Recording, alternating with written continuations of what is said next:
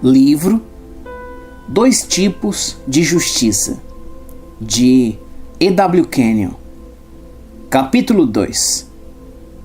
A revelação da justiça. Entendemos que justiça significa a habilidade de permanecer na presença de Deus Pai sem nenhum senso de culpa ou inferioridade. Esta tem sido a indagação das eras. O desejo de se livrar da consciência de pecado tem dado à luz às principais religiões do mundo. A senhora Ed, copiando Hegel, audaciosamente declara que Deus não é uma pessoa e que Satanás também não. Assim, não existindo Deus e nem o diabo, não poderia haver pecado.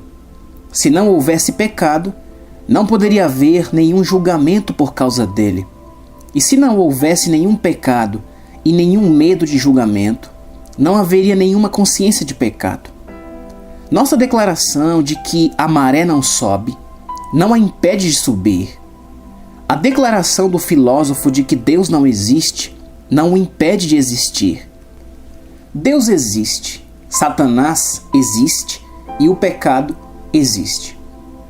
Mas Deus tratou do problema do pecado por meio de seu Filho.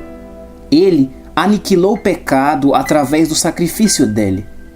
Deus tornou isso possível, em termos legais, para o homem que está morto espiritualmente e em união com Satanás, para que ele se torne uma nova criação, recebendo a própria natureza e vida de Deus. Esta vida e natureza de Deus são a justiça. Consequentemente, o homem que tem recebido a natureza de Deus tem automaticamente se tornado a justiça dele em Cristo. Ele pode até não saber disso, pode até não tirar proveito disso, contudo, isso é verdade. O domínio da consciência de pecado sobre a igreja tem sido promovido, desenvolvido e se tornado uma realidade pelos ministros que têm pregado o pecado em vez de pregar Cristo e a nova criação. A consciência de pecado veio com a queda, quando o homem se tornou participante da morte espiritual. Ao longo das diversas épocas, o homem universal tem estado sob a maldição assoladora da morte espiritual, ao qual deu nascimento à consciência de pecado. O homem morto espiritualmente não pode ficar na presença de Deus. Vemos como Deus ilustrou esse fato na antiga aliança. O sumo sacerdote entrava no Santo dos Santos uma vez por ano e somente quando estava coberto pelo sangue. O sumo sacerdote não entrava no lugar santo para adorar, mas para fazer uma expiação anual por Israel, que estava espiritualmente morta. Deus enviou seu Filho ao mundo para se encarnar, para tornar-se eternamente unido à humanidade. Esse Filho foi à cruz pelo conselho específico de Deus, tornou-se pecado, assumiu nosso lugar como substituto. Então, ele venceu o inimigo e tornou a justiça disponível para o homem. Uma redenção que não tornasse o homem justo seria uma ilusão. Até que o homem seja justo e saiba disso, Satanás vai reinar sobre ele e o pecado e a doença serão seus senhores. Mas, no instante em que ele sabe que é a justiça de Deus em Cristo e sabe o que essa justiça significa, Satanás é derrotado. A igreja não tem ensinado nem mesmo uma justiça limitada. Ela tem uma justificação teológica que não resolve a questão. A redenção de Deus em Cristo é a solução. Ela faz do homem um espírito dominante, onde antes ele servia como um escravo em fraqueza.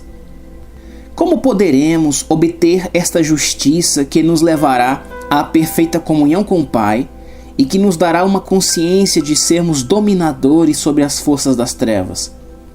Essa justiça vem a nós ao aceitarmos Jesus Cristo como Salvador e confessarmos seu senhorio sobre nossas vidas. Quando sabemos que Jesus morreu pelos nossos pecados, de acordo com as Escrituras, que ao terceiro dia ele ressurgiu novamente dos mortos, depois de ter aniquilado nossos pecados e satisfeito as reivindicações da justiça como nosso substituto, quando sabemos isso e o aceitamos como nosso Salvador e o confessamos como nosso Senhor, nesse momento recebemos a natureza de Deus e nos tornamos a justiça de Deus em Cristo. 2 Coríntios 5:21 diz: aquele que não conheceu o pecado, ele o fez pecado por nós, para que nele fossemos feitos justiça de Deus. Temos nos tornado a justiça de Deus em Cristo.